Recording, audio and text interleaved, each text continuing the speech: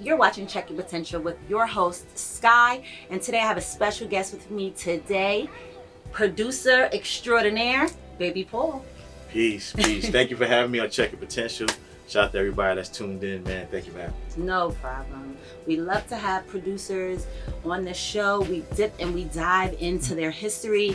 And I want to get straight into it because I know that you got your start interning at Power Play Studios in New York.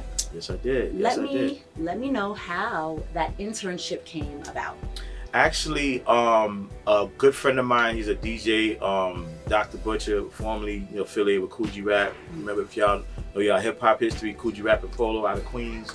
You know what I'm saying? It's Hip Hop 50, so we celebrating a lot of legacy artists as it is. So shout out to Dr. Butcher and shout out to Coogee Rap and Polo. He was a good friend of mine out of Corona, Queens. We used to really practice DJing together, and then eventually, he was doing scratches on some of Coogee Rap's second album, Wanted Dead or Alive, which was on Cold Chillin' label. Shout out to Marley Marl and all the legends behind that. And he asked me to come with him to a couple of studio sessions, and that was the bug for me. I was just enjoying learning the ropes, being behind the scenes, at this studio, Long Island City, Power Play Studios. Shout out to the owners of the studio back then. And that's what really got me into wanting to learn how to engineer, learn how to run a studio session. And that kind of was the beginning phase of understanding producing records, you know what I mean? So when you got the internship, you were already producing?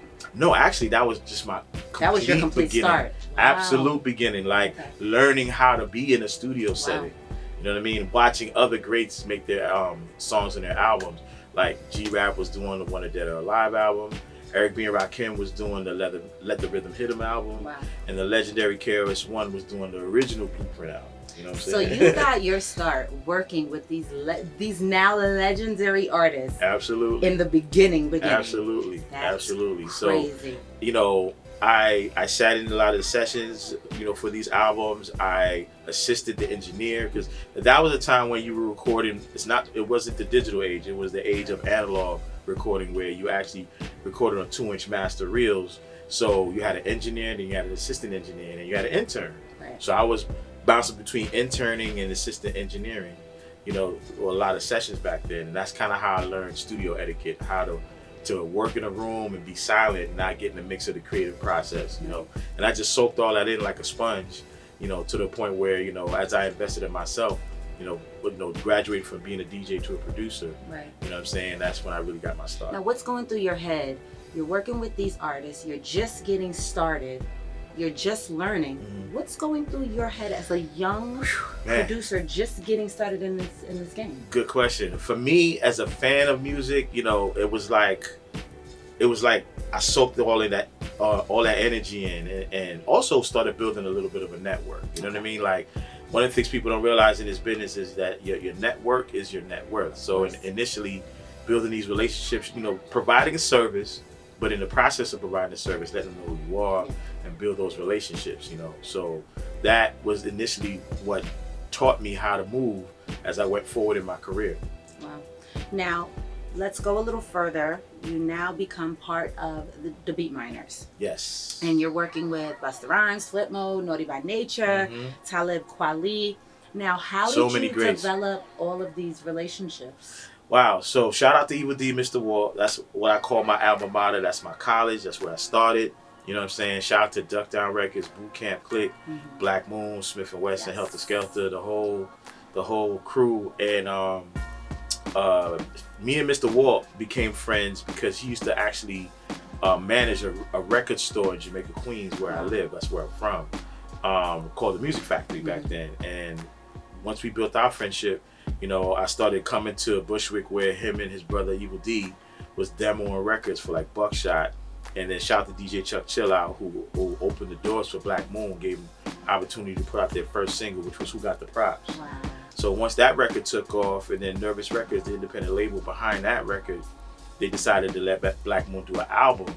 So, I was, in the sessions, to contributed ideas. And when the first Black Moon album came out, Enter the Stage, and it was successful, that led to the inception of the BootCamp Click. So then came Smif and Wessun, then came Heltah Skeltah. And by the time we did the Smif and Wessun album, The Shining, I got my first opportunity to produce records and start, contributing stuff where I'm not only just sharing ideas, I'm actually doing the beats and collaborating with Evil D and Mr. Walt to do a whole body of work. Right, you're really getting involved then. Absolutely. Now, at this point, who's on your radar to work with? Who are you looking to collaborate and do beats for?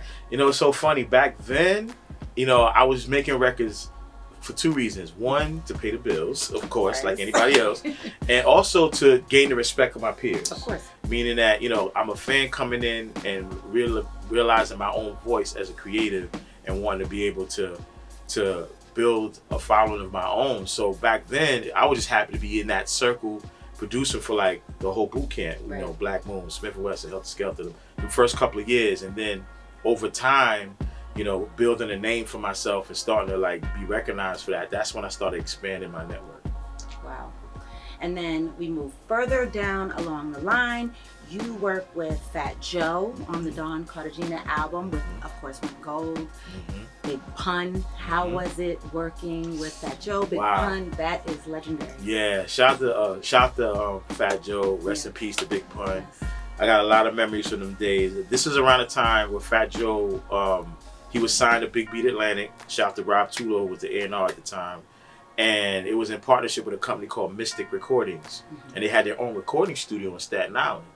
So the work I did on Joe's album back then, we actually recorded it in Staten Island.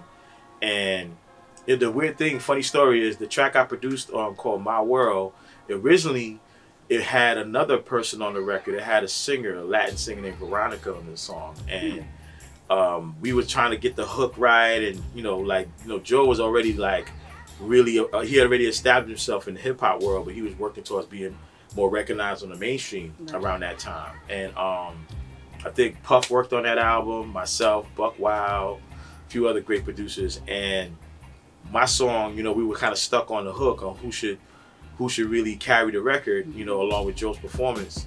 So he switched gears, at the last minute. It was just like, I'm gonna put my man Pun on the record. So we took Veronica off, unfortunately, shout out to Veronica though, and put Pun on the record, and instant classic. And it's crazy because the way he did the hook, he references Prince in the record. I ain't gonna say the lyrics right now. You can listen to the album, see what I'm talking about, Don Cartagena. Right. And when he referenced Prince, I was just like, oh, people are not gonna forget this record. Yeah. Classic. R.I.P. to Big Pun. We love Pun. Absolutely, man. Rest in peace to Pun. And now, a lot of people don't know that you worked on the Next Friday soundtrack, movie soundtrack. And the movie, of course, starred Ice Cube. Yes, legends. West Coast legends. What can you tell us about working on that movie soundtrack? That's another funny story. So, I'm glad you asking these questions, actually, Sky, because there's so much backstory and history with me in this business that I don't always get to tell. Right. So, shout out to Check the Potential for making that happen. So with this particular record, it's a song by Pharoah Monch. Shout out to Pharoah Monch, Queens legend. Yes. He was a part of Raucous Records at that time, and me with the Beatminers, we were a part of Raucous Records at that time. So I did a track for him that was intended for his album, his first album on Raucous, which is called Internal Affairs.